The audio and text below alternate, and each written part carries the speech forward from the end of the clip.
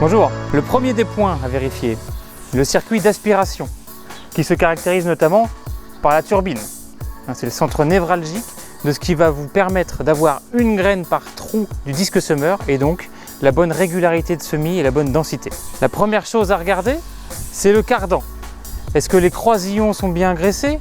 Est-ce que le télescope aussi des deux parties du cardan sont bien graissés également? Est-ce que la longueur correspond à celle de l'attelage? Il va falloir donc vérifier cet organe d'entraînement de la turbine. Bien entendu, le jour du semis, quand on enclenche la prise de force, il faut se mettre au bon régime, c'est-à-dire simplement respecter l'inscription qu'il y a marquée sur le carter de la turbine. Sur celui de Monsieur Labaste, c'est 500 tours par minute. Ensuite, au niveau de la turbine en elle-même, la turbine est branchée à un certain nombre de tuyaux.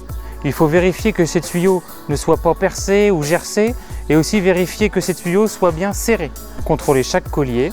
S'il y en a qui sont un peu desserrés, assurez-vous qu'ils soient bien serrés le jour du semis. Si votre semoir comporte des tubes de dépression, des tubes métalliques bleus par lesquels passe cet air dans le circuit, vous pouvez, fortement conseillé de le faire, au moins la veille du semis, mais même en période de semis, passer un coup de soufflette à l'intérieur pour enlever tout éventuel dépôt de brisure de graines ou de terre.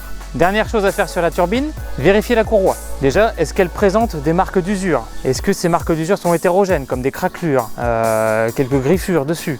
Ensuite, si votre courroie paraît en bon état, assurez-vous que sa tension est correcte.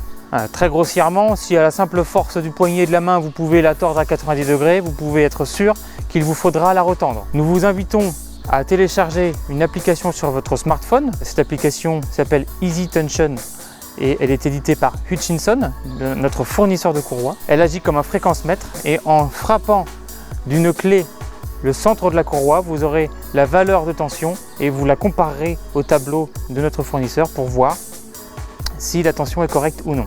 Nous avons un tutoriel sur notre site internet qui explique comment on vérifie cette tension de courroie et comment on l'ajuste. Bien entendu, toutes ces indications concernant les tensions de courroie, comment on la contrôle, comment on l'ajuste, figurent également dans les notices monocène.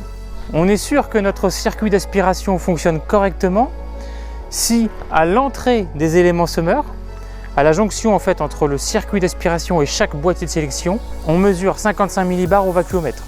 Donc si vous avez un vacuomètre, vous pouvez toujours faire l'examen, sinon votre concessionnaire pourra vous y aider.